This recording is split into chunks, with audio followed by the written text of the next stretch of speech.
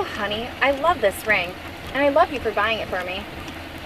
Is it a real ruby? Of course it's real, just like my feelings for you.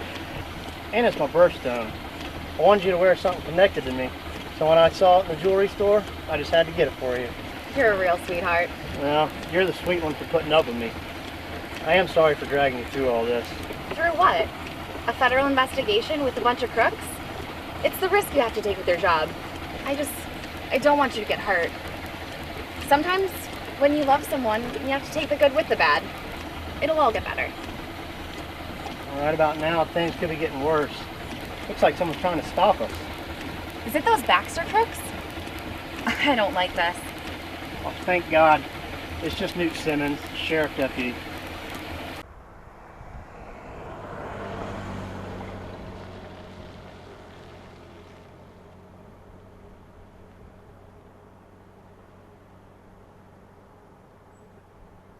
Evening, Newt. What's up? Bill? Ma'am? Sheriff wanted me to stop you from going down to Jack's Tavern in case I saw the Baxter bunch. I just got back down there. They're all over the place. Driving in and out.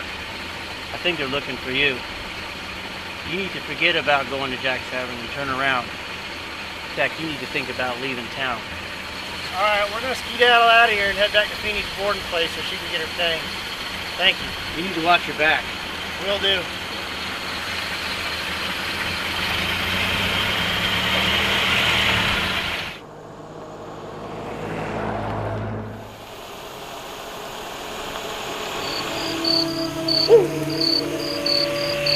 Bill, I'm worried. I think they're still following us. I don't know.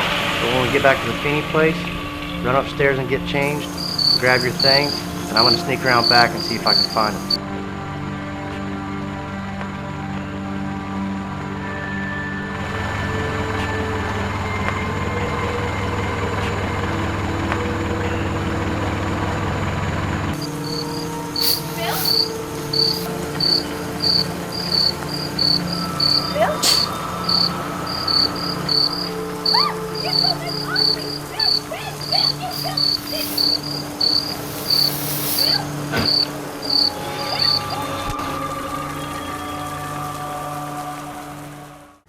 You're one of Baxter's goons, aren't you? Where's Bill? He ain't dead yet. Just settle down and enjoy the joyride. Get your mitts off me! Where's Ethel? What'd you saps do with my girlfriend? She's okay, and she'll be okay if you don't give us any trouble. But if you give us a hard time, she'll get hurt. Right now, I'd worry more about you.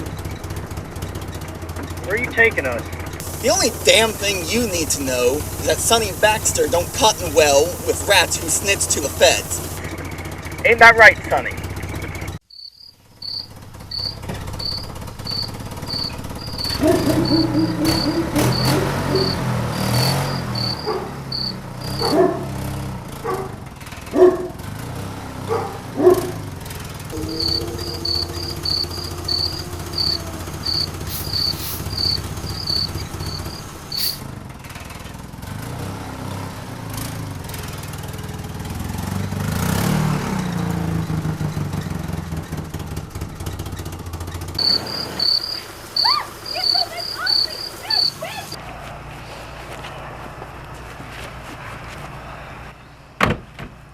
Alright, guys.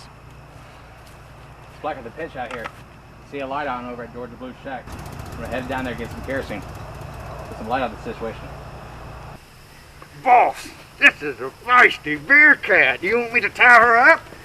No. Bring her to me. You must be a real ditz if you don't realize the situation we got going on here. You can thank your boyfriend. He's been inside school with the feds for years. My daddy don't like rats who snitch. Neither do I. I don't happen to like rats either. Shut up, you fool. Boss, how about me plugging him right now? No, you nitwit. I didn't say nothing about shooting him. I want to find out who else he's been talking to. See who else he's been telling tales to.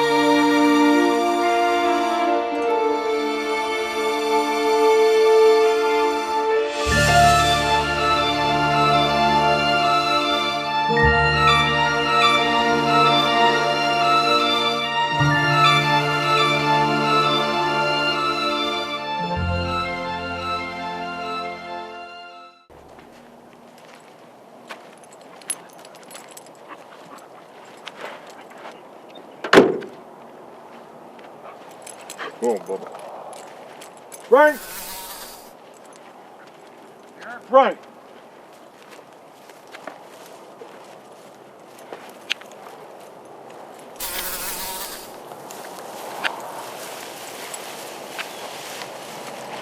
You left the door open on that car. Somebody's gonna come barrel-assing down through here and knock the door off, and then I'll have hell to pay to the county. When you park a car there, you shut the door, okay? Now I'm gonna see what you guys got me out here for this morning. We fished her out of the river, Sheriff. Dead body, huh? White Caucasian female, Nick is the day she was born. White Caucasian female. Frank, for your information, white is Caucasian. Otherwise, it would be colored or Chinese or something. Frank couldn't even spell Caucasian. Shut up, Newt. Hey, all right, knock it off, knock it off. I'm out here trying to investigate a murder situation. Got a dead body here. Where's your pistol at? Where's your weapon? It's in the car. What is your gun doing in the car? I didn't want to get it wet. Oh, you didn't want to get it wet. He's got his on, I've got mine on, and your gun is up there in the car. Now, the next time you come to a scene like this, I want you to be wearing your revolver. Yes, you understand me? Yes, sir. Now, let's go back to what we were doing here. Show me what you got. Oh, Lord, sweet Jesus, somebody's had a fit on this young lady. She's got all kinds of wounds. Her face is busted in on the side there, teeth knocked out. Somebody's tried to burn this young'un right here. Somebody tried to burn her because they didn't want her identified. Did you find anything else around here? There's some tire marks up there, Sheriff. It looks like 2 sets of them, 2 cars possibly. But we ain't found nothing else. Two cars? Yes, sir. And look at that. That ring on that finger right there? Well, that tells me that this murder wasn't for a robbery. Had nothing to do with a robbery. They would have took that ring right there. This ain't nothing but pure meanness right here. You look in the water all around? Well, yes, Sheriff. So all you got's a dead body with a ring on it. Well, Frank, you got your Kodak? Yeah, it's in the car. All right, I want you to take some pictures of those tire marks up there. And who's that fella up there by your car? He found the body. He found the body? I need to talk to him then. All right, so what we're going to do is this. I'm going on back to town. I'm going to go by the funeral home and let John know that we got a body coming in. Then I'm going over to Miss Feeney's boarding house. I need to talk to this fella up here.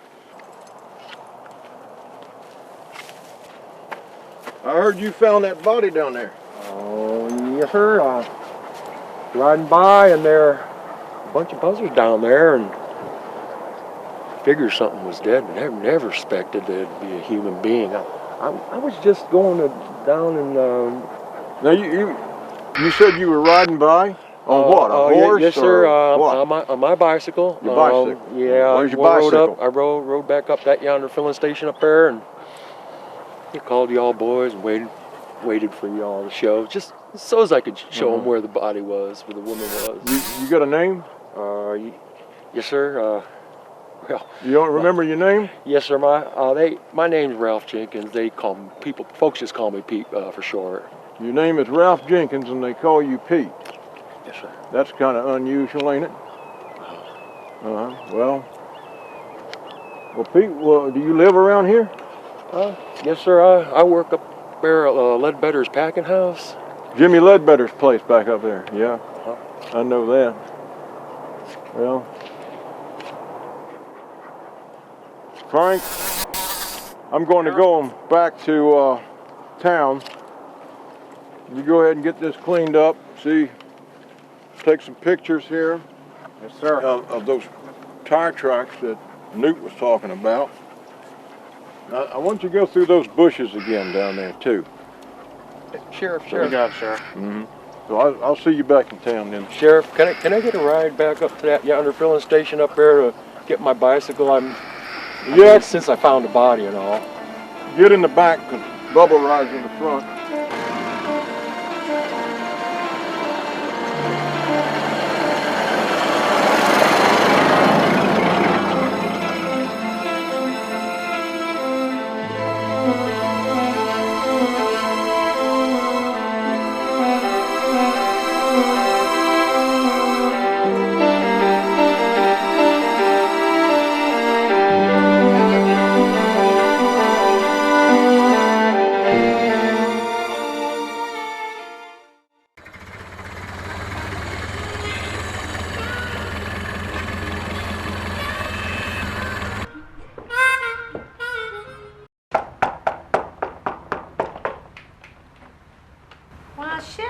Sheriff. Hey, Miss Feeney, how you doing this I'm morning? doing fine. If you hear about that young girl, I haven't seen hide nor hair of her. Her suitcase is still in here, packed and everything. Well, if you don't mind, I'd like to talk to you a little bit about it. Well, sure. Why don't you come in out of the heat Thank you. Sheriff? I don't know what more I can tell you except that the girl rented a room from me in the upstairs. Back here? Yes. And I haven't seen a boyfriend either. That might have been his car, but I'm not sure. What car would that be? The one that walked me up the other night, the night Ethel was supposed to come back and get her belongings. It was down yonder in the back driveway area. Was there anybody in it?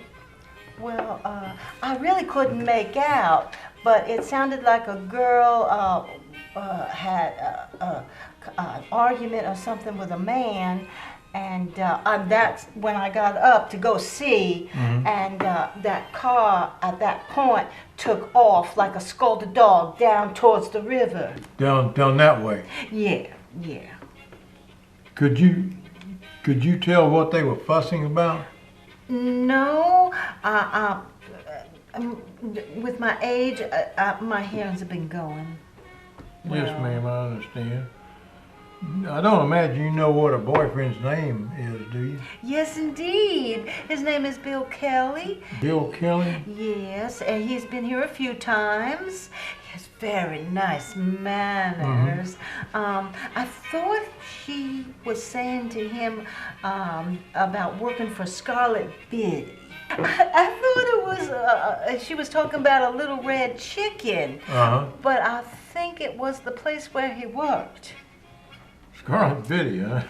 Well, Yeah. don't sound much like a name. I'll make a note of that. Yeah. And you said something about her belongings are still here. Yes, would you like me to go get them for you? Yes, ma'am, I'd like to take a look at that. I might have to take that stuff down to the office, too. Okay. Yeah, I'd like to take a look at it. And here's a little cigar case. This was with the suitcase? Yeah, yes. I think there's only clothes and Have you looked through here? well, sort of, and it was clothes and some stockings and things. You got some souvenir stickers on here. One from Yes. Key West. You ever been to Key West? No. I was down there, went down on the train back in 28 to pick up a man out of the jail down there. That's a whole different part of the world down there, let me tell you. Well, this looks like mainly women's things. Well, that's what I saw, a bunch of clothing and stockings and things, nothing. But that cigar box, now that has some pictures and things in it that you might be interested in. Oh yeah, well we got a dollar bill in there. Got a package of smokes. We got there's a matchbook from Jack's Tavern. That's that place out here in Rockledge on the highway. Oh yes. It looks like she got a bunch of pictures in here. This must be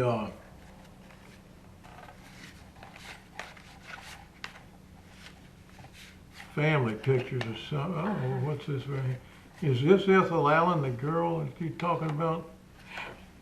The girl is missing from here? Yes, sir. That is Ethel Allen right there. It was taken right out there on in the front lawn area. There you go, sir. Well, I was kind of afraid of this. Oh. I was afraid of this.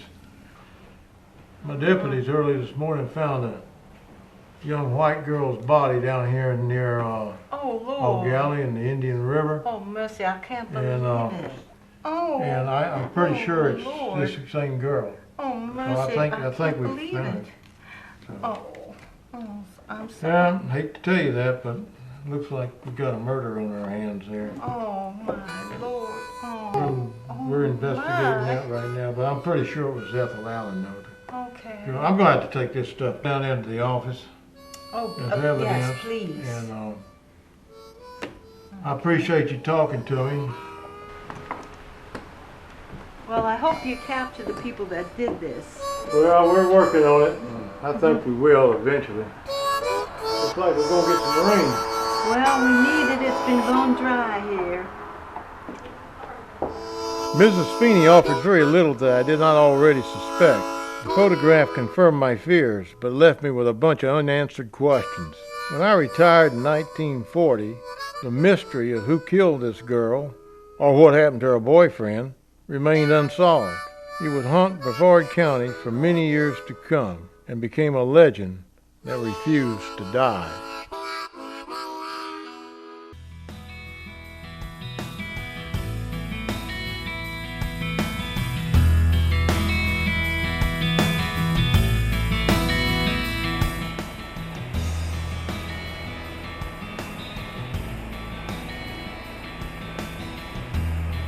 Hello, Miss Davis? Yes, this is Brad Kirby, Unsolved Magazine. I called about the records. The cold case files, yes ma'am. That's me. I'm running a little late. I should be there in 20 minutes or so. Okay, great. Thank you so much. Bye-bye.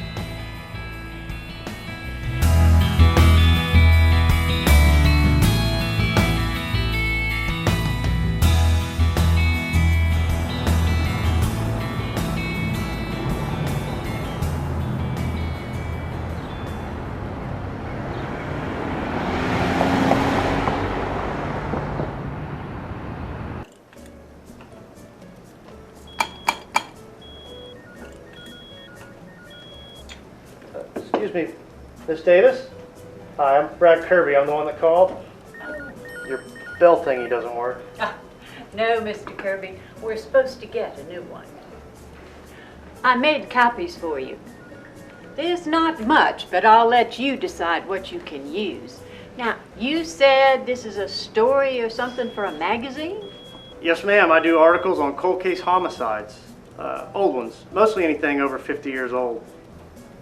Well, like I said on the phone the other day, we didn't have many murders back in the 30s. These two I found were robberies. One's a moonshiner, shot probably by a bootlegger, who knows. And this one, well, it was another robbery, but maybe this is the one you want. Boy, there's not much in this one, just a couple sheets of paper. Yes, I noticed it's rather slim, considering that was the most gruesome crime in the county. Well, at least for the 30s. We've had worse situations since then. That poor girl was found in the Indian River. Ethel Allen, white female, 19 years old. Ooh, looks like she's pretty gruesome. Mutilated, severe trauma to the face, several stab wounds. Is there no physical evidence? Oh, here's a list. Looks like there's photographs of some tire tracks for 2 vehicles, a ring on her finger, and pictures, looks like maybe submitted by her landlady, a Miss Feeney. Oh, the landlady is who identified the body. Those are pictures of the fiancé and the victim. And the sworn statement by the landlady. I see the statement here. She mentioned something about a scarlet biddy. Sounds like she thinks maybe that was somebody's name. You recall ever hearing anything about a scarlet biddy? No, I don't think I ever remember that name. Back in the day. Now, the evidence that's on this list, do you know if it's still here? Well, that's hard to say. It's an old case, but since it's unsolved, I would think it's still in the evidence section. Okay. It looks like her fiancé may have murdered her. He's listed as a primary suspect. I guess they never caught him. No, I guess that's why it's still unsolved. Or I see another reason why it might have been unsolved. Looks like the judge terminated the investigation because he determined that the sheriff was just wasting money. He says, quote, "Sheriff was chasing a wild goose that had probably left the state." Signed by a Judge J.C. Baxter. Oh, I think he was the county judge back in the 30s. Of course, that was before my time. But I saw his name on other documents. Oh, he had a son that was a state senator for a long time. I don't know if he's dead or alive, but the judge died back in the 40s. This is curious. Case was closed only a month into the investigation. The photographs in the ring and all that, the evidence, could you check and see if that's still here? Well, I'll certainly be glad to check, see if I can find it. It should still be there, but it'll take me a day or two. Okay, well, I'd appreciate that. If anything still exists, I'd certainly like to take a look at it. I wonder if the local newspaper keeps their old papers on file. I mean, 1934 was a long time ago. Oh, that I don't know, but you could probably call them. Okay, good idea. I think I'll do that. Well, I do appreciate you making copies of these files for me. Oh, let me give you one of our magazines. Read that article there. I wrote it. Oh. Well, I appreciate it. Oh, and one more thing. Could you recommend a good motel? Sure, if you'll autograph this. Oh, absolutely. And pay the county $2 for the copies. I will gladly do that as well.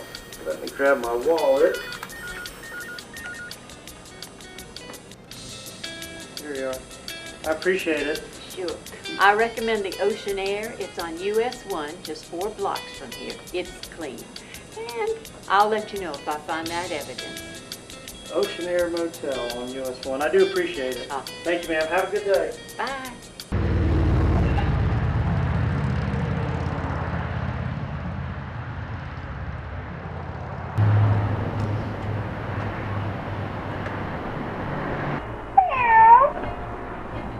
I'd like a single room, please. I'm sorry, the only thing I have left is a double. Would that do? I'll be all right. Oh, right. If you would fill this out, please.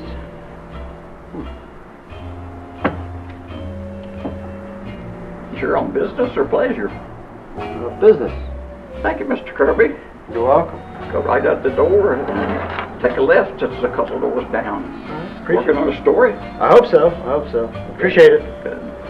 See Mr. Peters? He's the man that works for the Unsolved magazines, the one you like so well. He's a writer.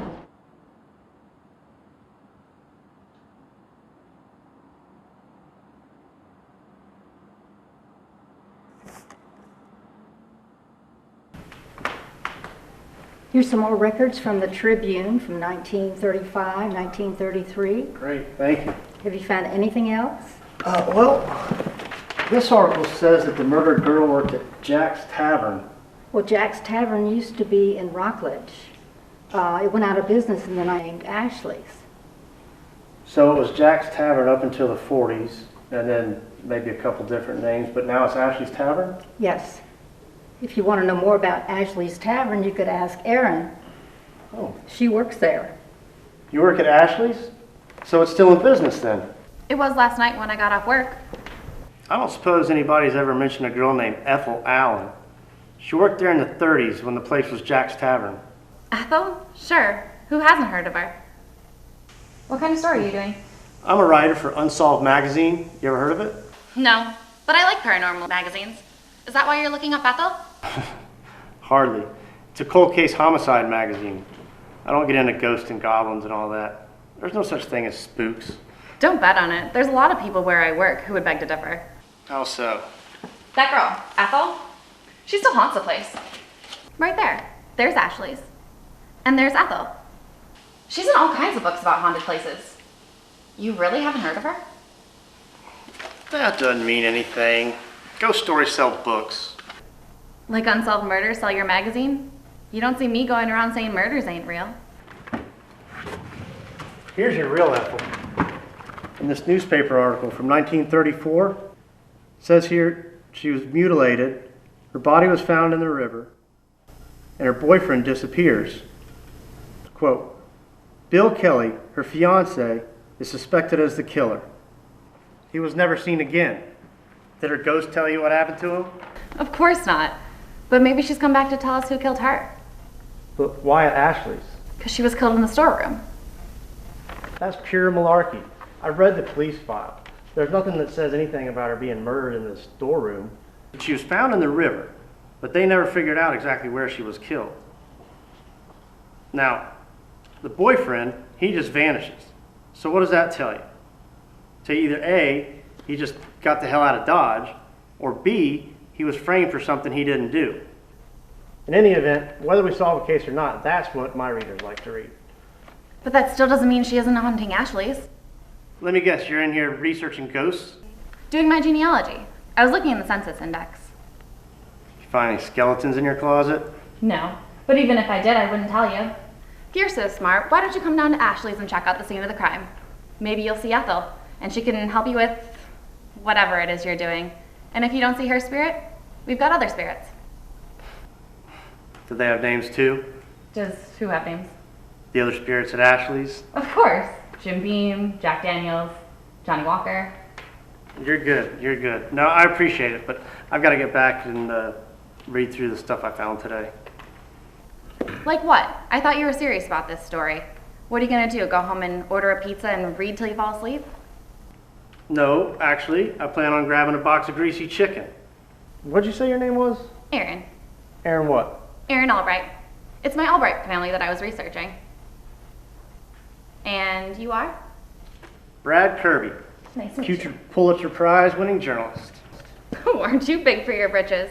Why don't you crawl out of your hole tonight and come visit us at Ashley's? I'll think about it. All right. Well, look at this. I'm late again. It was nice to meet you. Nice to meet you too. I'll see you tonight? Maybe? We'll see. Well, hello there, Mr. Kirby. Motel get too boring? So you're a bartender. I try to be. May I practice on you? Sure, I'll take a chance. Can you mix a draft beer? Depends on how drafty you want it.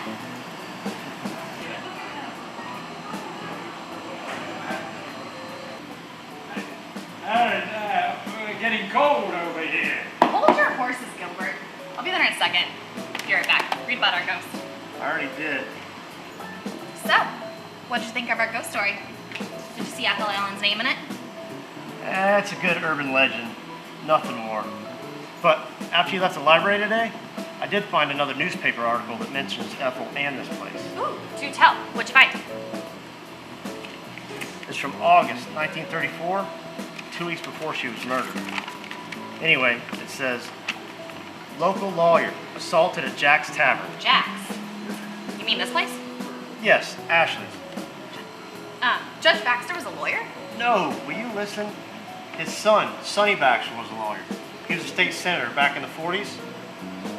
Anyway, Judge J.C. Baxter, he was the one that terminated the unsolved murder that I'm looking into. So, let me finish reading. It says here that the fight was about a girl. That must have been Ethel Allen. See, I told you she was haunting this place. It doesn't say who the girl was. It could be anybody. The important thing is that Judge Baxter was the one that terminated the case, and here we have his son involved in a brawl. So what does that mean? That her fiancé murdered her? What if J.C. Baxter's son was hitting on her and her boyfriend killed her because of jealousy? There you go again, reading too much into the article and trying to validate your ghost story. Well, if her boyfriend did it and left town, then you ain't got much to write about. Okay, that's possible. So is a lot of other stuff right now. And I don't see anything that points to the boyfriend other than the fact that he mysteriously disappeared after she was murdered. And he was listed as a primary suspect by the investigator, Mr. Frank Turner. Well, sounds like you got a needle in a haystack. Hey, Roger. I want you to meet my friend Brad. Tell him about our ghost story. The famous Ashley ghost story. Hell, this place has been in all kinds of books. Television, too. It's right here on the menu. Yeah, I read it. I mean, it's a good story if you believe it. Oh, it's more than that. It's crazy stuff. It's been going around here for years. I mean, dishes flying off the shelves, lights going on and off. But women seeing ghosts in the ladies' room. I can hardly keep a cleaning crew. You should hear what they've seen. Yeah, but, I mean, there's got to be a natural explanation to this stuff. I mean, this is a bar, right? I mean, what's to say somebody just didn't have too much to drink one night? I mean, what have you seen personally? Oh, try this one on for size. I mean, I've seen lights go on and off before. And you believe a spirit did it? Hell, I don't know what did it, but I sure as hell saw it. You want another beer? No thanks. I gotta run. I guess that ghost story is good for business, though. Oh, we got all kinds of people coming in here to see the unexplainable. Good talking to you, buddy. Thanks, Roger. Nice to meet you. So, did you learn anything about ghosts? I did. I learned that the paranormal is a bunch of baloney, just like I told you. Fine, be closed-minded. But one of these days, you'll change your mind. So, what's on the agenda tomorrow? I'm going down to the records division to see what Miss Davis has in the evidence box. Hopefully there's a ruby ring in there. Maybe some photos. Ruby ring? That's a birthstone. Yeah, apparently she was wearing it when they found her body, so. I bet she was born in July. Are you going to the library to work on your genealogy tomorrow? I might. Why? Well, if you do, see if you could check out the census data, maybe from 1930, and find out when her birthday was. Okay. And if you do find something out, I'll buy lunch tomorrow. Deal. I'll meet you at the Harvest Moon Cafe on the old part of town at noon. The Harvest Moon at noon? How poetic. Sounds like some New Age joint. All right. See you then. Bye. Hey. Hey. You'll never guess what I found. I hope it was more than what I found, which is nothing. Miss Davis found the evidence box, but there was nothing in it. No ruby ring? But it wasn't her birthstone anyways. Oh, hey Adele. Hey there, how are you? Good, how are you? Are you ready to order? Yes. I think so. Can I get a garden salad with tofu and soy nuts, iced tea, unsweetened, and sesame ginger dressing? I think I'll have cheeseburger, iced tea, sweet kind, and no lemon. Got it, thank you. Anyway, Miss Davis found the evidence box, but it was empty. No ruby ring, no photos, nothing. Well, the ruby ring wasn't her birthstone. I found out in the census that Ethel was born in February, just like the police report said. And I also found that Ashley's, well, Jack's Tavern back then, was also owned by a man named Jack Allen, which is maybe why she worked there. This could be true, but we don't know that she was kin to this Jack Allen. But I also found out this article. It's from 1932. Charges dismissed against Felton Kennedy and Klan burning.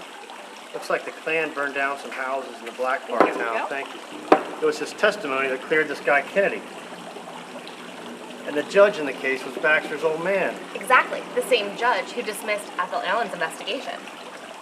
Quote, Prosecutor Henry Moore made no objections to the judge hearing his own son's testimony. That sounds improper to me. I bet they all belong to the same old good old boys club. Or the bad old boys club. Will there be anything else? Nope, we're fine, thank you. I'm getting the feeling that these Baxters were some sleazy men. It's all sounding quite suspicious. Same with Bill Kelly's disappearance. I just don't see Bill Kelly murdering his girlfriend. What's his motive? I mean, they also stopped investigating him and his missing car. Puzzle pieces that don't fit the puzzle. Oh God, there's Tugers Babbitt. He was my 12th grade algebra teacher, and also our football coach. You went to school here? Yeah, since first grade. And then what? University of Florida? Oh, I wish. I actually only did about 2 years of community college. Did you go to the University of Florida? I did. I started out a music major and ended up in journalism school. Now I'm an investigative writer for a supermarket magazine. Chasing around cold case files, and in this instance, a dead girl and a ruby ring, which bothers me. What? Her ghost? No, not her ghost. All the missing evidence. Don't they control that stuff? They're supposed to. Miss Davis said, anytime you want to look at an evidence for any case, you're supposed to sign it out. But even the signature cards are missing. And that was so long ago. Anything could have happened to the evidence by now. Maybe the ghost took it. Or the killer could have taken all the evidence. An inside job. It just sounded more likely, considering Baxter and his crew. Nope, I got it. You found out her birth date. We made a deal, remember? You're right, we did make a deal. I won't make a fuss. Lunch is on me. What if that ring never belonged to Ethel? You mean maybe she stole it? No, I mean, it's the only thing that was recorded on her body. It wasn't her birthstone, and it was worth something, yet the killer didn't take it. Maybe he put it on her finger. That wouldn't make any sense. Maybe it was an engagement ring. According to the landlady's statement, she was supposed to marry Bill Kelly in December. Yeah, but then Kelly didn't kill her. Otherwise, he would have taken the engagement ring back. Maybe, but there was no other ring mentioned in the report. Then maybe the killer took it. What finger was the ring on? It was on her right hand. Then it wasn't an engagement ring, or it would have been on her left. Some people don't even wear wedding rings. Well then, since you don't have a wedding ring on, does that mean you aren't married? I'm single. You got a girl in a relationship? Nah, I'm too busy with work. Me too. Although, I guess if the right guy came along, that could change. Seems like all the good ones are taken lately. Oh look, there's Alice. Hey Alice, how are you? Erin, what a surprise. How nice to see you. Gosh, that's beautiful. Yes, the sunlight is perfect today, isn't it? Look at how it's reflecting on the water. Brad, this is Alice. She paints here almost every day. Why are you painting that boat out there? What? A boat? Why would I want to paint a picture of a boat on Mount Everest? She's looking at a river scene and painting a snow-capped mountain. Well, Alice once told me, it's not what's seen by the eyes, it's what's seen by the mind that counts. She's psychic, you know. Well, I use my eyes and let my mind figure everything out. Right now I see my car, so I'm gonna go. I'll see you tonight? Yeah, I'll be behind the bar as usual. See you tonight. Oh, and thank you very much for lunch. You're welcome.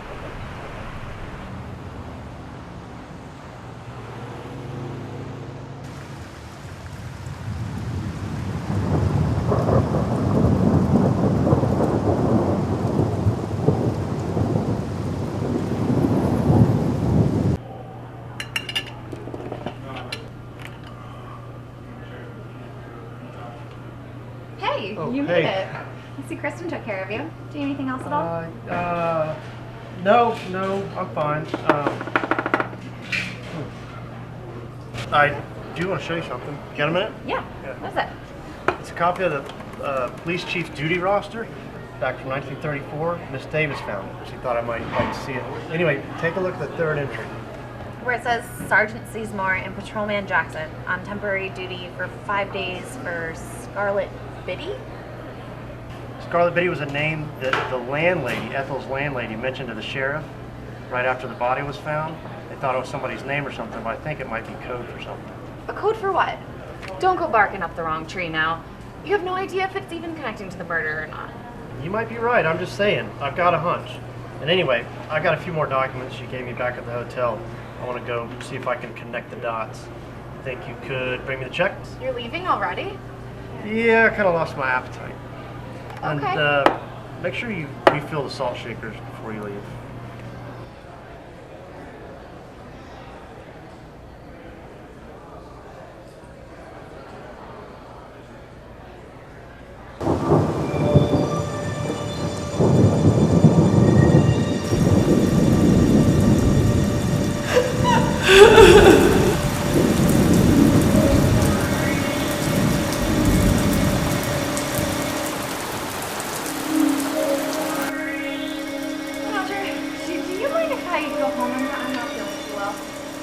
Sure. You all right? You look kind of pale. I'll be fine. I just need to lay down. I'll see you tomorrow.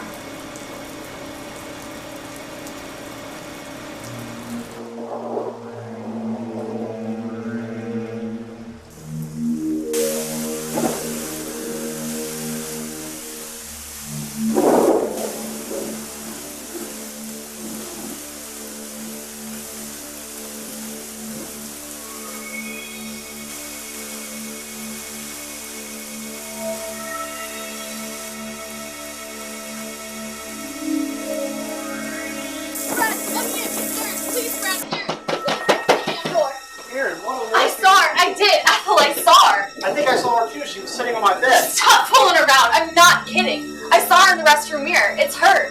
She's real. Aaron, listen to me. I'm not kidding. I saw a girl sitting on that bed. She had a wedding veil on, blood on her back, and a ruby ring on. But when I turned to look, she was gone. It's like she could only be seen in the reflection. What's going on? This is getting too weird. Fred, I'm scared.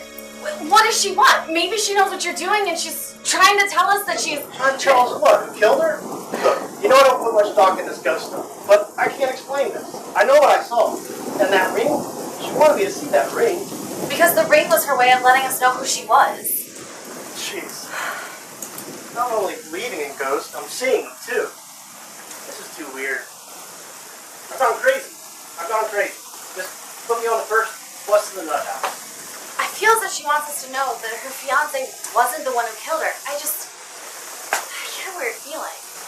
Can you now see what you did? What's going on? Fred, it's dark and getting kind of scared. It's just the storm. The lights are all over. You okay? Yeah, like it's just seen a ghost or something. And on top of that, it's raining cats and dogs outside, and it's really dark. I'm not gonna be able to sleep tonight. It's alright. You can stay here if you like. Oh yeah? And take advantage of the situation? Really, I'll behave. And besides, if the ghost girl comes back, you'll get to see her too. Look at me. I'm soaked to the gills and shaking like a blossom in a rose bush. I'm too nervous to think. Alright. Don't worry about it. We'll figure it out in the morning. Here, wrap up in this blanket. Get out of those wet clothes. I'll get you a towel for your hair.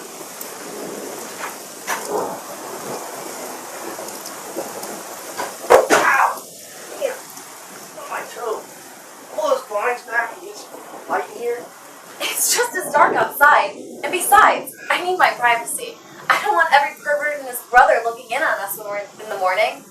Make sure you stay on your own side tonight. Yes, ma'am. But I have been no sleep on. Just listen to it rain. Good night. Good night.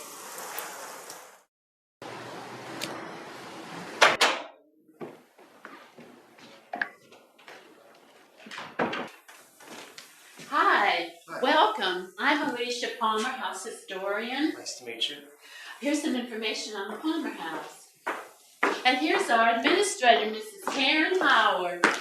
You greet all your visitors with a machine gun? Oh, so sorry. I've been cleaning guns all morning. It's not loaded. At least I don't think it is. I hope not. When we're all set up, we'll have one of the largest collections in America. Can we show you around? We have some interesting collections set up already. Thanks, but I'm on a deadline. I'm Brad Kirby. I'm a writer for a magazine. I'm doing some research on an article. Your local barber, I think he was the president of the Historical Society you mentioned. He thought that you guys might have some papers that would help me out. Oh, what kind of research are you doing? It's an old murder case. Back in 1934, I think it was Jake Jacobs was sheriff at the time. You must mean when the Baxter bunch ran the town. Ooh, those were some exciting times. Pretty quiet here since. The Baxter bunch, as in Judge Baxter? Yeah, he and his son, Sonny. Sonny was a senator back in the 30s.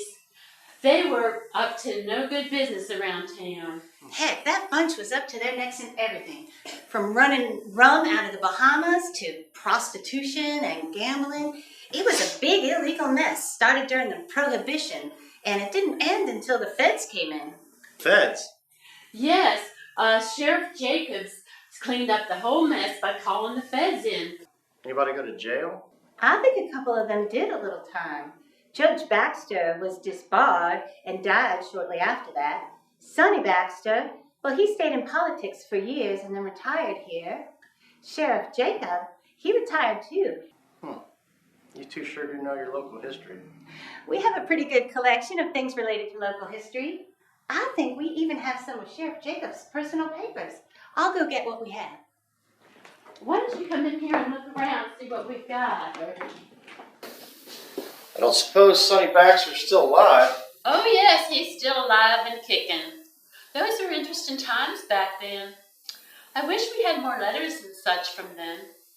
Well, I sure would appreciate taking a look at what you do have. How'd you acquire these? By the sheriff's niece, she donated them to us. I sure would like to talk to her. Well, that would be a little difficult. She left us a few years ago. Do you know where she went? She's at Palm Gardens. Palm Gardens. Is that a town near here? It's a cemetery, Mr. Kirby. She passed. Oh, I didn't realize. I'm sorry. Mostly just a few old notes while he was sheriff. Not sure you're going to find anything important, but you are welcome to look. Thank you.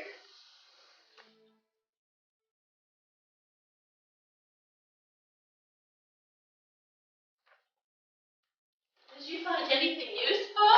I did. I sure did. Do you think you can make a copy of this for me? Sure, I'll go make one. Thank you very much.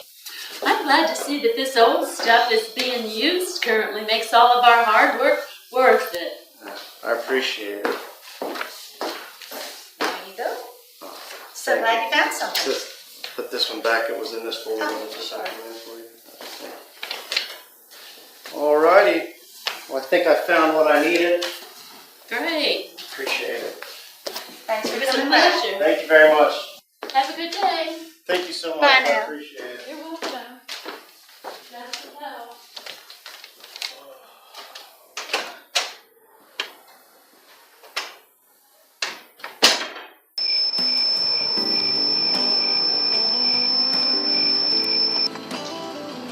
So, you visited the Palmer house? What's so exciting about that? Exciting. Listen, you'll flip when I tell you what I found there. You're talking about their weird machine gun collection. I've seen it already. Forget the machine guns. I hit the jackpot today. I found out what Scarlet Biddy was, and Bill Kelly, he was some kind of undercover agent. Here, there's a letter to Sheriff Jacobs. Read it.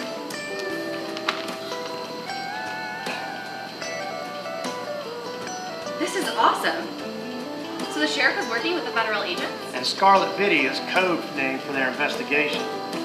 And the William Kelly they mentioned, that's Bill Kelly. That was Ethel's boyfriend who disappeared. What was the letter doing at the Palmer house? Apparently they have a collection of his letters at the Palmer house. The barber, he told me about it. The barber? Did you get your haircut? You didn't need a haircut. Forget my hair. I hit the mother load of evidence today and you're worried about my hair. I was just saying you didn't need a haircut. Listen, this sheds a whole new light on the investigation. And look at this. The barber said Baxter was up to his neck in organized crime. He even had a picture with Baxter in it. I think that's what Ethel's spirit was trying to tell us. This is starting to get intriguing. What's going on over Oh there? God, not again. I gotta go see if Chris can be home.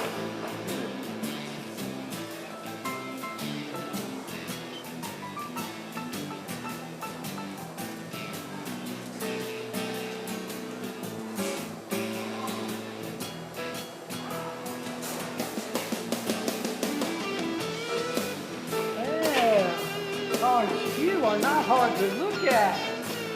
I would ask you to buy me a drink, but it goes right through me.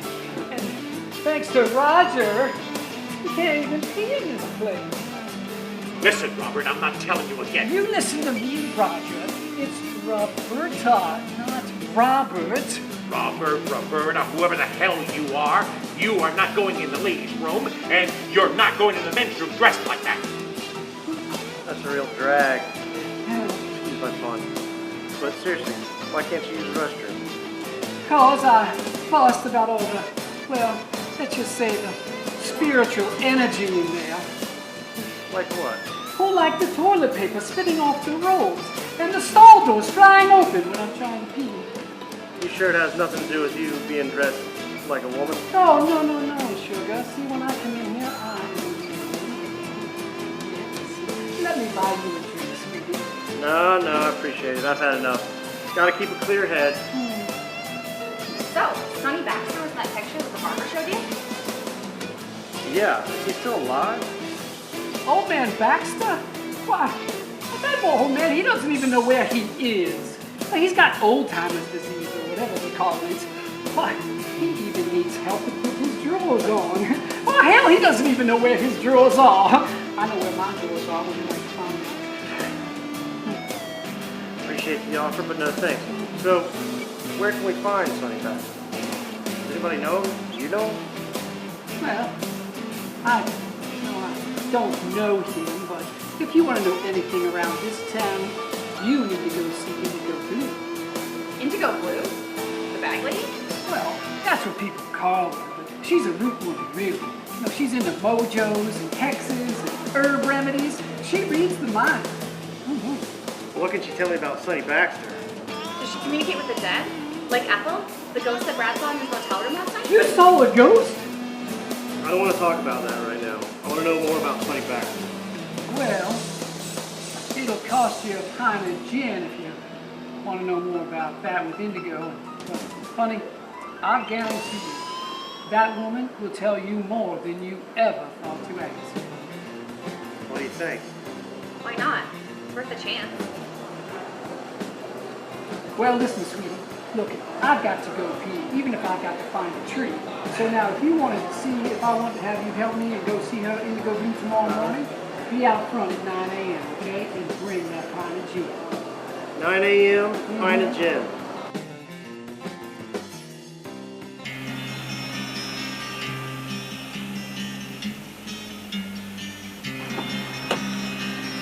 Good morning, Brad. Good morning, Roberta.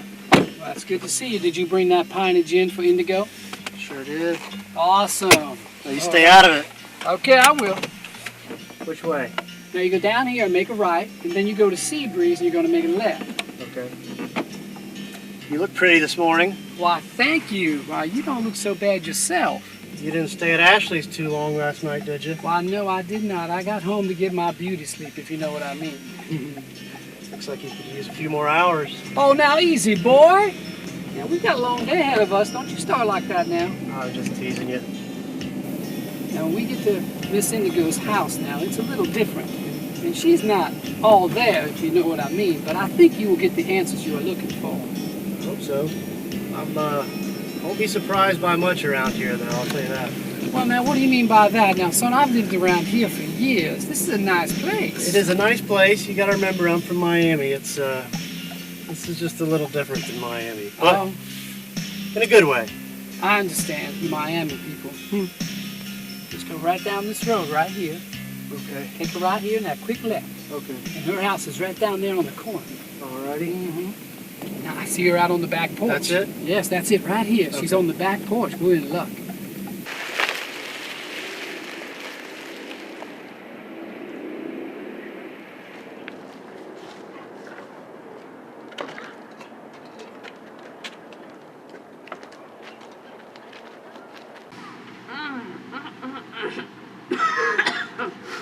Why, hello, Miss Blue.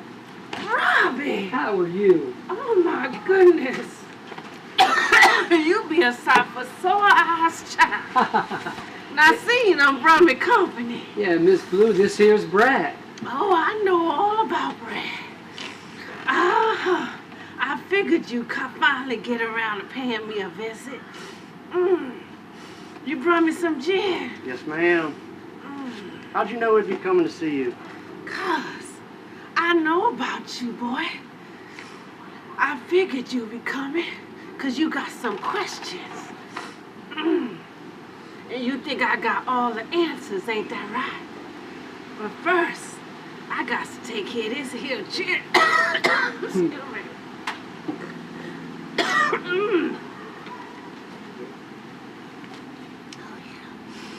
Now, let's get on with it. Is that right? What's, is that gin for drinking or some other purpose? That's to keep them spirits from pestering me while I think. They smell it, and here they come. Start lapping it up. Won't bother me none. Is that true? Of course it's true. Whenever a ghost bothers you, you pour him some liquor. He leave you alone. I know you know all about haints. I see it all in you. I see it in you, too. Not me. Now, let's get on with it. What y'all want? Senator Baxter. You ever heard of him? I know about Mr. Sonny. I know all about his doings. I was a real little girl. Doings? You mean other than politics? I don't know nothing about... Excuse me. I don't know nothing about no politicking. But I know about Mr. Sonny and his friends. I can see him now. all liquored up and dancing around. They was bad medicine for anybody that messed with them. You recall a girl named Ethel Allen? She had a boyfriend named Bill Kelly, and she was murdered somewhere around here back in 1934. I was real little when all that happened. But I know that girl, and so does Mr. Sonny. Everybody knew about her being killed. How do you know so much about Sonny Baxter? I was Sonny's housekeeper for 15 years. Mama worked at the old place. That's where me and Mama lived. The old place? Yeah, the Baxter's farm. We lived in a little shack. Not much going on out there now. They used to raise the devil out there, Mr. Sonny and them boys. Like what? Lord, Mr. Sonny was a young fella. They all was. They'd get drunker than skunks and put on them bed sheets with the eye holes and burn a big old fire. You mean they were in the Ku Klux Klan? That they was, but they didn't bother me and Mama. Well, now I know that Judge Baxter is Sonny Baxter's father.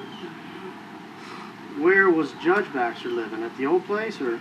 Yeah, in town, the old place. They was using the house for a hunting camp at the time. That's why me and Mama lived out there. Well, was Sonny Baxter married? Yes, he was. Him and Miss Baxter, they fought like a cat and a dog. He was real hard on women and meaner than a snake. Whatever happened to Miss Baxter? Dead. It's coming. She was just about the only woman to drive a car back then. Well, one day, she ran right off Coconut Creek Bridge.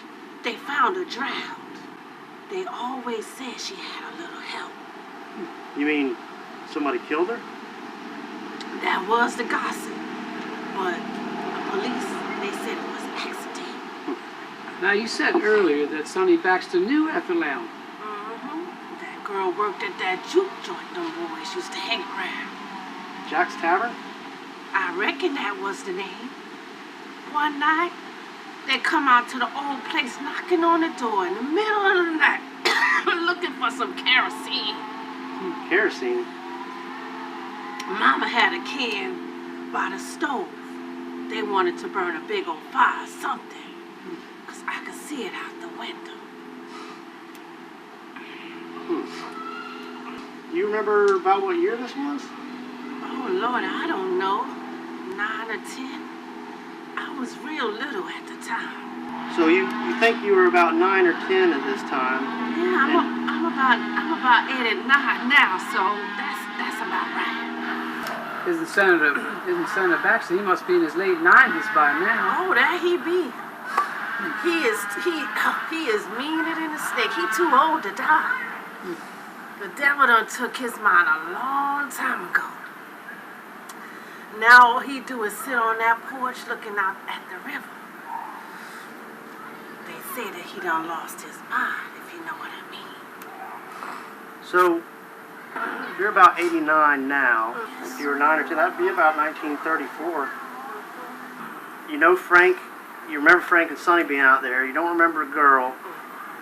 All I know is that Mr. Frank and Mr. Sonny left in Mr. Sonny's car. Now, the other car must have broke down or something. So there was maybe another car out there.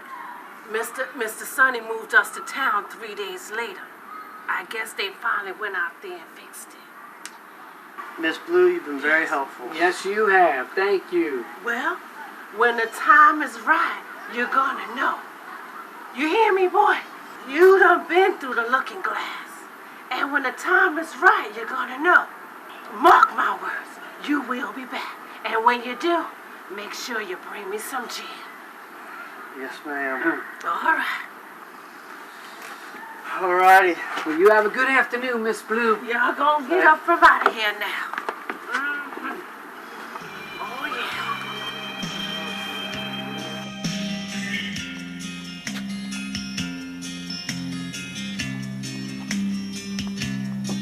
talks in riddles. Do you suppose what she saw as a little girl has anything to do with Ethel Allen? I'm just speculating about the car out there. The Roadster, the one that was left at the Baxter place. I don't know. Her memory might not be so good. But did you see that ring she was wearing? It was a ruby. But what was that stuff about going through the looking glass? I have no idea. I don't know what any of it means. I think she's psychic. She's no more psychic than my cat. You have a cat? Where are you going? We're going to pick up Aaron. We're going to Crooked Mile Cemetery. It's where Ethel Allen's buried. Oh, honey, you can drop me off, because this queen here ain't messing around with no boneyards.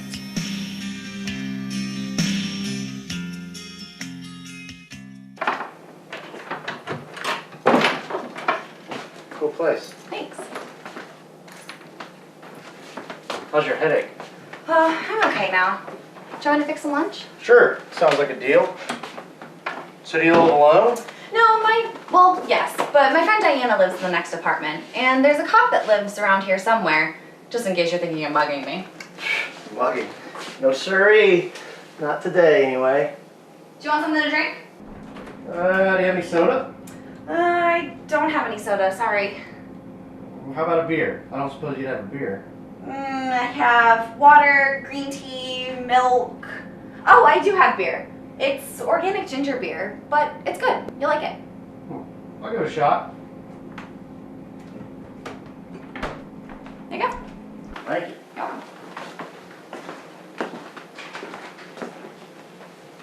Do you want something to eat? Sure, but I'm not into tofu, really. Don't worry, I'll make you something you will eat. How about peanut butter and jelly? The peanut butter's organic, but you really can't tell the difference. Sure. Hey, Aaron, I saw you come in. Hey, Diana. Brad, this is Diana, my best friend. Hi. Diana, Nice this is to meet Brad. He's a writer from Miami. Cool. Brad's investigating Ashley's ghost. Oh, awesome. So you're into ghost stories? Not exactly. I write about unsolved homicide cases. It just so happens that this Ashley is the one from the legend. Tell Diana about our spiritual experiences. She used to work at Ashley's. I know all about Ashley's shadow. I was skeptical at first until I actually saw the ghost in the tavern. It was really freaky. Ashley's shadow? That's the first time I've heard it called that. I thought she was always seen in a mirror. This was a real shadow of a woman. It went all around the woman's bathroom. I'm sure there's some rational explanation. This was a real shadow of the woman. There wasn't anybody else around. We went to the cemetery today. It was really weird. I had a dizzy spell come over me, and I saw a woman walking away from the grave. It was weird. You think it was the same ghost as in Ashley's tavern? I know you both want to believe in this ghost stuff. I'm sure there's a rational explanation. I mean, granted, I can't explain what I saw in the mirror that night, but... You keep saying there's an explanation, but how could we all be hallucinating about the same thing? I mean, we've all had experiences with it, and how do you explain my dizzy spell today at the cemetery? If you ask me, I think we're all a bit dizzy. We need to talk to one of those people who can talk to the dead. What are they called? Mediums. Where do all the mediums live? You mean Casadega? Yeah. I think that's an awesome idea. But that would mean an overnight trip. And I know somebody who would be very skeptical, not naming any names. Well, maybe we could do it ourselves. Have one of those seance sessions? You think so? I could go to the library and read up on how to do one. I just really feel like Ethel's trying to tell us something. How about it? You want to come over tomorrow night and we can see what we can conjure up? What about you, Mr. Skeptic? Well, I guess it is cheaper than driving to Casadega than having some crack tell us some mumbo jumbo. Whatever. All right, I gotta go. You study up on how to do a seance. Okay. See you guys. See you tomorrow then. Bye. Nice to meet you. Thanks for agreeing to do the seance with me. I was actually kind of shocked you said yes. I'll give it a shot. Chalk it up as one more experience. Well, I guess I better be getting back to the motel. Are you working tonight? No, I'm off till Friday. You want to go see a movie? Sure. Are you asking me out? No, you made me lunch, so I'll buy the tickets. All right. All right. I'll pick you up at 6. Sounds good. I'll be waiting. Don't be late. I won't. Bye. First time I've been to a show in nearly a year. Me too. I usually just watch TV. I don't really like going to the theater by myself. Me either. What's wrong? You look like you got something on your mind. Not that ghost stuff again, is it? I need to say something, but I'm not really sure how to say it. You're not going to tell me you're a serial killer, are you? It might be easier. I'm really attracted to you. And I don't know what to do about it. Attracted? Like, how attracted?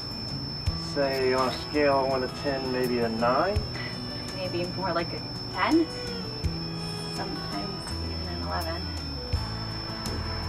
That's pretty heavy, an 11. So, that's a little more than attracted, maybe falling in love with me type of thing? Yeah, all of that. It kind of came to me by surprise. But I don't know how you feel about me. Well, I was just afraid to say anything. I have a similar feeling. What a relief to hear you say that. Big, strong, silent type. Who'd have guessed? So, what do we do about it? I guess we just roll with it. You're not upset, right? I didn't mean to spring this on you. Oh, of course not. Why would I be upset? Let's just see what happens. Okay. I really had fun tonight. Me too. And I'm really glad you told me what you told me. Me too. I'm glad you told me what you told me so that I could tell you what I told you. Sounds stupid. It's getting kind of late. So I guess you want me to go? Is this the part where we kiss? I hope so.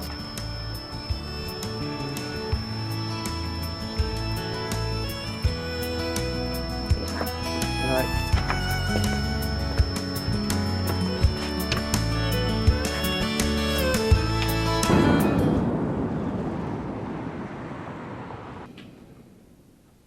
Do either of you two even know anything about this seance thing? Here's everything you need to know about doing a seance.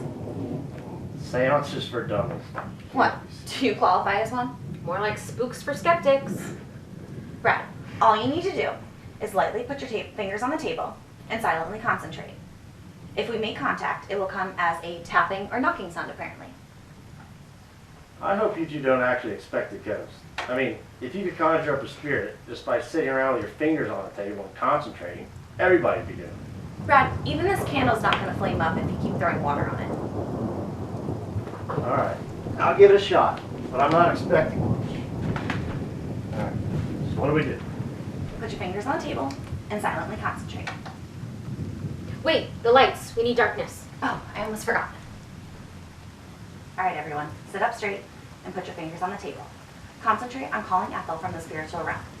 Ask her to communicate with us. What if she calls my cell phone? Brad.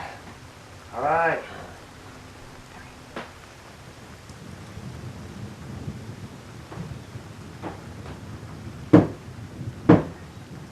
Oh my God. Did you hear that? Yeah, I heard it. And I could feel it. Ask if it's Ethel. You ask. I'm not asking a ghost anything. You ask. Okay. If you're Ethel, rap 3 times. Oh my God. It's her. Creepy. Ask her another question. Okay. If you're okay, rap 2 times.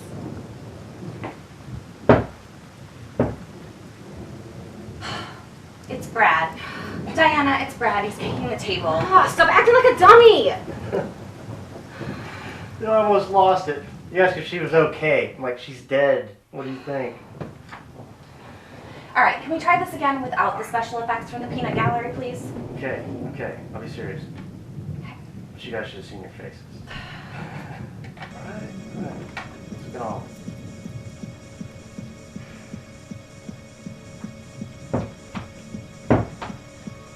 Brad. That wasn't me. That was not me. I swear.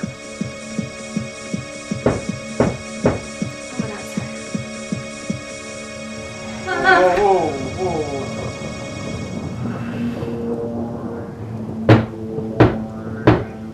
There it is again. I didn't do that. Oh. It's coming from the tabletop.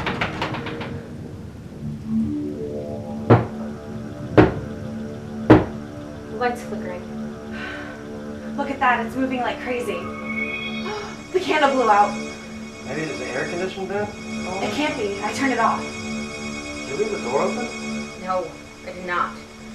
In fact, I made sure that it was locked. I think we might be onto something here. Kind spirit, whoever you are. Oh my god, something just yanked on my hair.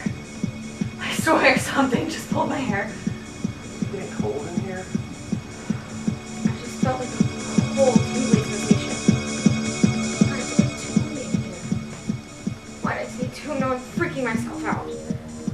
Can't blame this on me.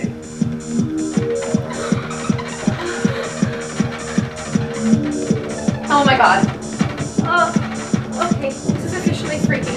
I'm getting scared. I'm not so sure this thing else was a good idea. Shite, Sherlock. You're the one who invited her here. You weren't asked her a question. Ethel, are you trying to tell us something? Is he your boyfriend, Bill? Did he hurt you?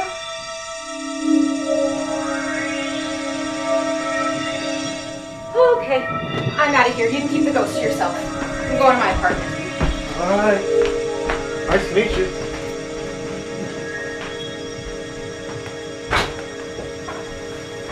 Do you think that ghost from the seance is still hanging around? Nothing would surprise me at this point. I guess I better be getting back to the motel. Call me if anything else happens. You're leaving me? Alone? What happens if that thing comes back? Why don't you just stay here tonight? Is your bed big enough for two? You wish. But this couch will sleep one just fine. Alright, that's fine. I don't have any pajamas. That's okay. I can get you some. So I couldn't really find anything that would fit you, but I have this. Oh my. Is that a pink bathrobe? I do have my boxers and an undershirt on, so, but I will leave this here just in case. Anything else you need at all? You want to fool around? No. I'd like you to go take a cold shower while I make up the sofa. There's towels in the cabinet, and then I'd like to take my own shower. Alone. Well, we could conserve water. Or you could go take your shower. Alright, alright.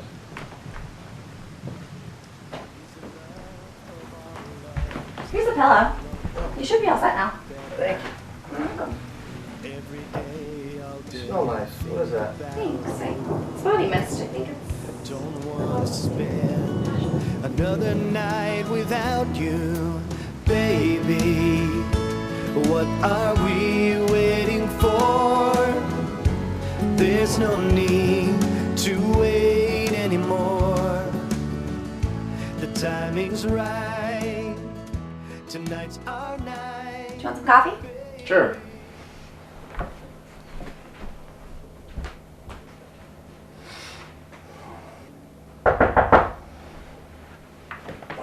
I'll get it.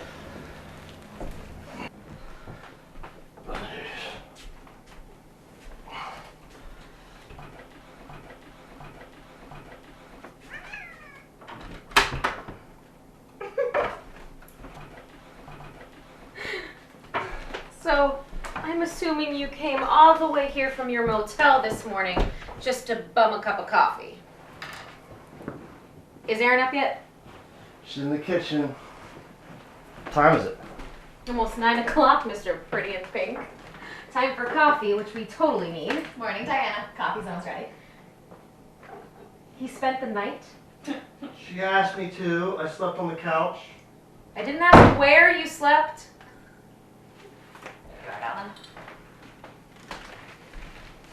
Any more table jumping in the night? Yeah, that was weird. I feel like Ethel's spirit was the one who was doing all that. Yeah. No more seances for me. Some things are just not meant to be messed with. Yeah, that was creepy. That's why I asked Brad to stay last night. So that's the reason? Mm-hmm. You don't think I know what's going on with you two?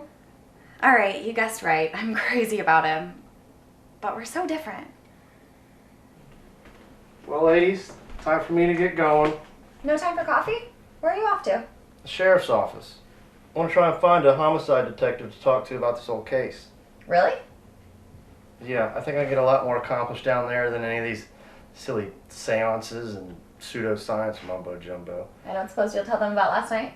Absolutely not. They'd throw me out of there. Think I'm a nut job. Anyway, I want to tell them what I found out about Baxter. It might spark some interest. So, good to see you, Diana. Bye. I'll call you later. Okay. Man on a mission.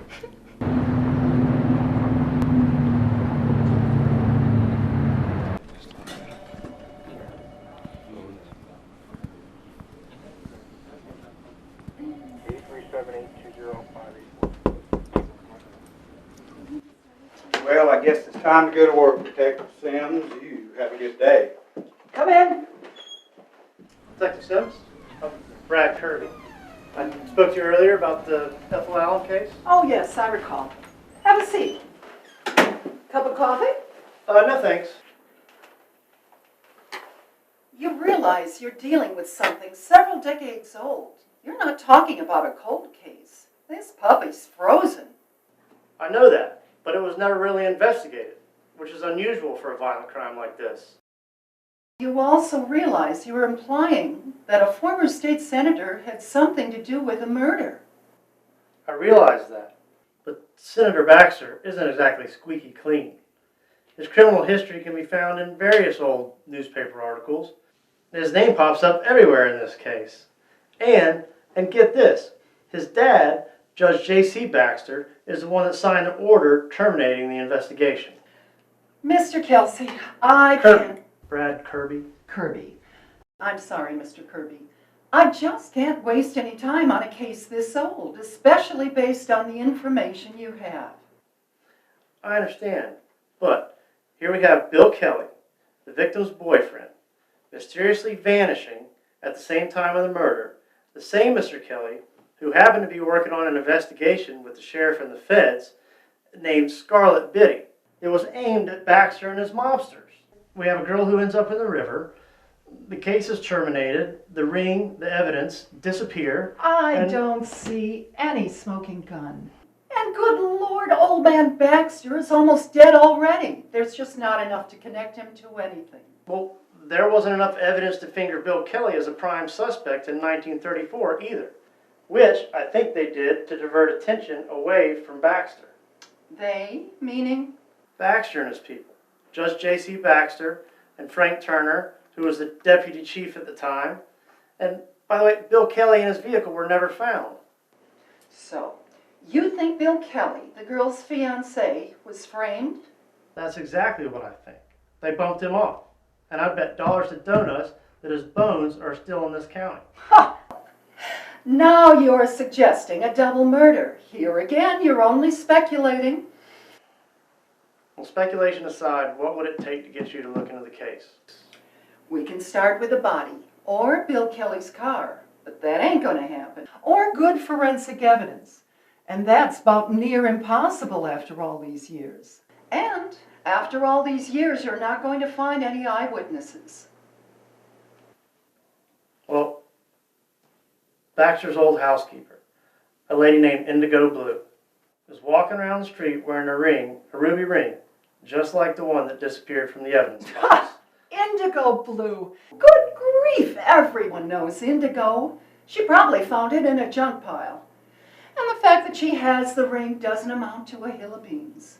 Look, I know you want a good story to write about, but our department has its hands full just dealing with current crime. I'm afraid there's not enough to justify reopening a case this old. What if I find a smoking gun? Then you'll have my full attention. All right. Thank you for your time, Detective.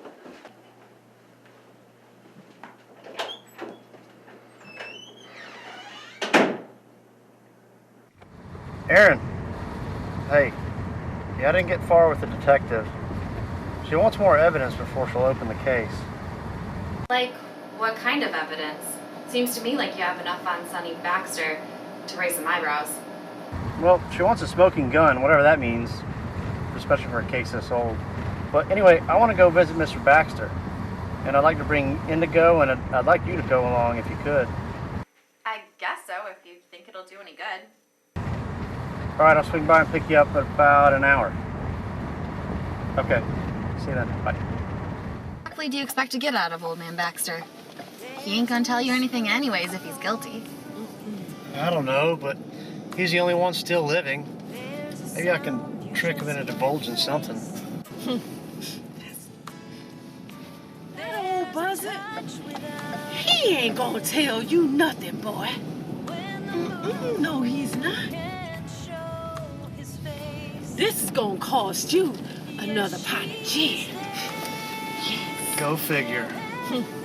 That's all right. Indigo?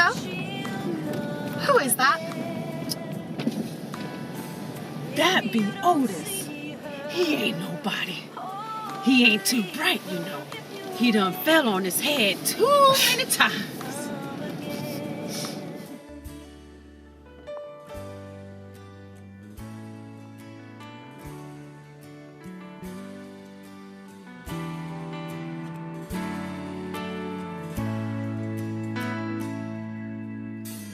Her death's an unsolved mystery.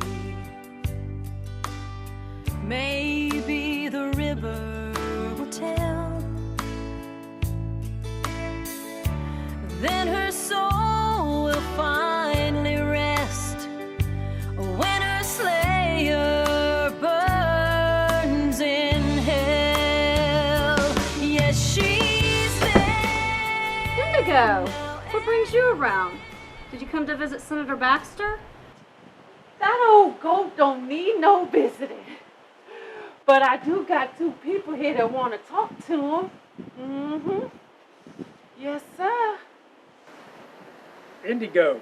Is that you, Indigo? It be me, Mr. Sonny. Yes, sir. And I got two people here that wants to talk to you. They want to ask you about that girl that got killed. Come on up here now. Come on. You. It can't be you. They came to get me. Nurse, get them away.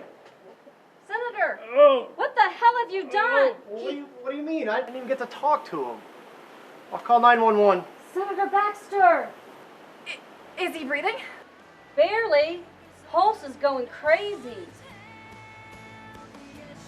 Senator Baxter! Yes, I need an ambulance.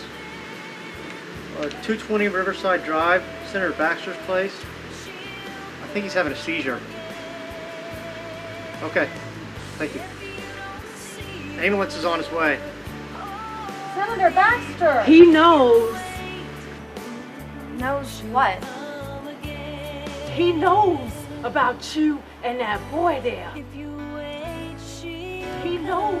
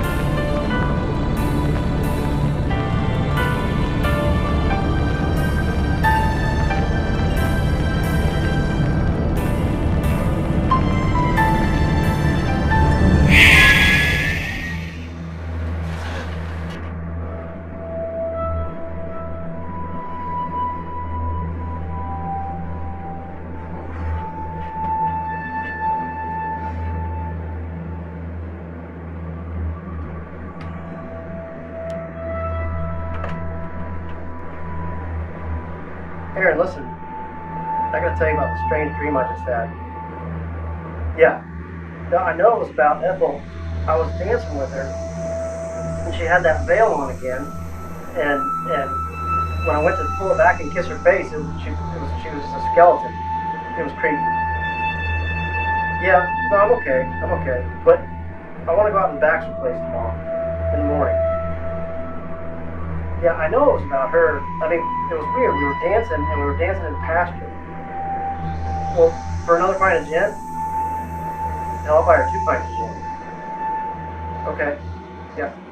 Listen, I'll pick you up at 8. Okay? All right. Don't you forget about my gin, boy. You know how we dance when I'm dealing with them spirits. I got to have my gin. I know. Don't worry. You show us the way to the Baxter farm, and I might even buy you 2 pints of gin. And don't say dance. Turn up there, boy. Then go straight for about 9 miles. Indigo, I was noticing your ring the other day. It's so pretty. Is it a ruby? Yes, it is. I got it from Miss Baxter before she died. Why'd she give you the ring? 'Cause she liked me. I guess she wanted me to have something of hers for taking care of her all them years. It was just about the only decent thing Mr. Sonny ever gave her. She hated Mr. Turner. He's the one that gave her the ring. She was just a fine woman. Much too nice for that old cool of a man.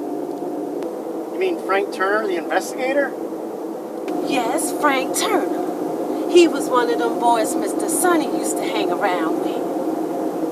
How do you know Frank Turner gave Sonny the ring? 'Cause I was in the kitchen that day he brought it over in that box of stuff. I guess he got it from the shelf. What kind of stuff? Oh, you know, child, I don't know. Old pictures and papers and stuff like that. I remember Miss Baxter had some stuff out there, and when she threw it out in the trash, I had found it. And I brought it in, so you just don't never know what you'll find. So I hold on to everything. So Sonny Baxter's wife gave you a ruby ring? That's very interesting. And it was just before she died when she gave you the ring. Yes. God bless her soul. She was such a nice lady. Much too nice for that old cool, Mr. Baxter.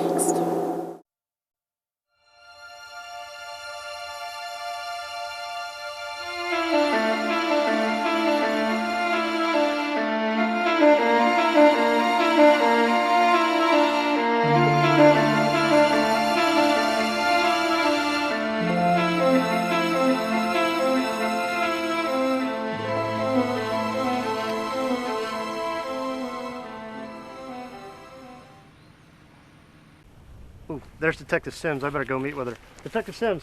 Hold on. That boy done opened up a can of sardines. I think you mean can of worms. Mr. Kirby? Yeah. Hi, Mr. Kirby. Hi. Everyone. I got Brad Kirby over here. He actually found an old car that may unlock in cold case homicide from 1934. Mr. Kirby, what made you come here to this property that belongs to Senator Baxter? Well, as an investigative journalist, I specialize in cold case homicides. You might say I follow my nose where it leads me. Did you say bone? Like a skeleton? Sure. Excuse me, I'm going to go see what's going on down there. Thank you. Okay, I want you to make sure that the perimeter is secure and that this Detective Sims. Mr. Kirby, looks like you were right. We got more than a smoking gun. We just found human remains. Medical examiner wants you to take a look at this. It was found with the remains, most likely in his pockets. You said his. Is the medical examiner sure the remains belong to a male? Positive. They just have to do a final examination to confirm it. Well, what do you know about that? Yeah, it looks like an old-timey pocket watch. Mr. Kirby, want to see a smoking gun? Absolutely. We found it with the remains. This is Bill Kelly's pocket watch. Come on over here. We found this in this old cigarette tin. This was probably in the victim's hip pocket, and this was most likely preserved by being in the can. Looks like a receipt. Hey, Aaron, come look at this. It's a receipt for a ruby ring that was sold to Bill Kelly for $75, paid in full. Hey, Indigo, let me see that ring. Does anyone have a magnifying glass? Sure, use this. Thank you. Let's see. Right there, the number 6. Look, this is the ring. Where'd that come from? Unbelievable. From Frank Turner. He was the lead investigator on the Ethel Allen case back in '34. He stole it out of the evidence box, and he gave it to Sonny Baxter, who in turn gave it to his wife, who ended up giving it to Indigo. I'll be darned, that's quite a trail. And it leads right to Sonny Baxter's front door. I mean, think about it. Ethel Allen was found murdered with the ring on. Bill Kelly's roadster was missing, turns up in Baxter's old hay barn, and his body's buried on his property. Frank Turner was one of Baxter's croonies, so he steals the evidence for Baxter. Somehow Indigo ends up with the missing ring. Mr. Kirby, your cold case just got hot. Now we'll have to wait for the coroner to determine the cause of death. Well, at least now Ethel and Bill can be buried side by side. I think that's what she wanted all along. You make it sound like there's a ghost story to this. Maybe more like a love story.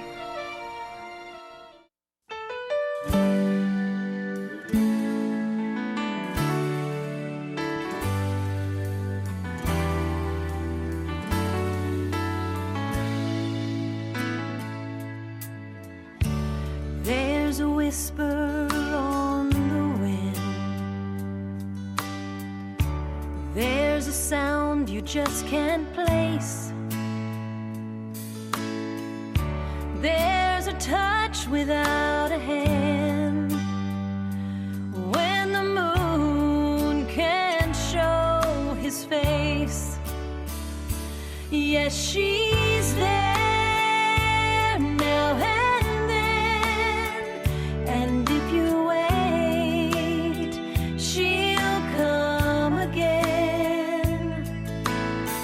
If you don't see her or believe her, if you wait, she'll come again.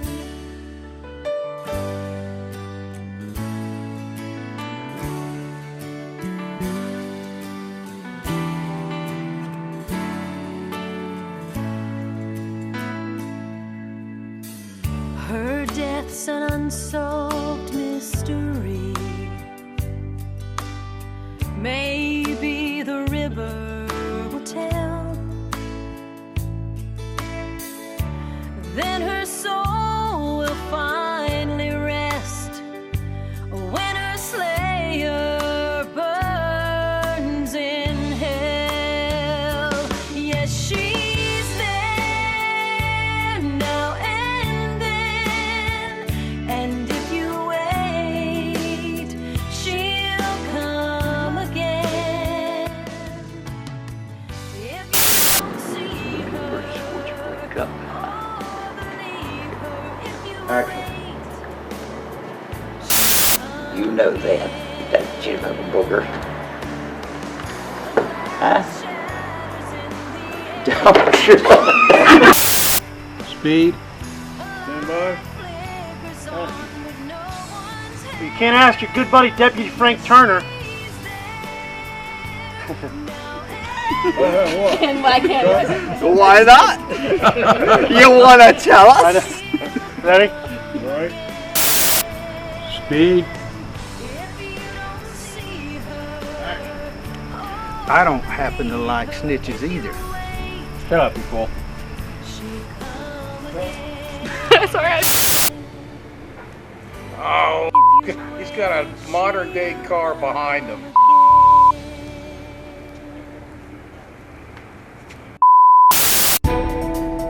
WTF-TV breaking news.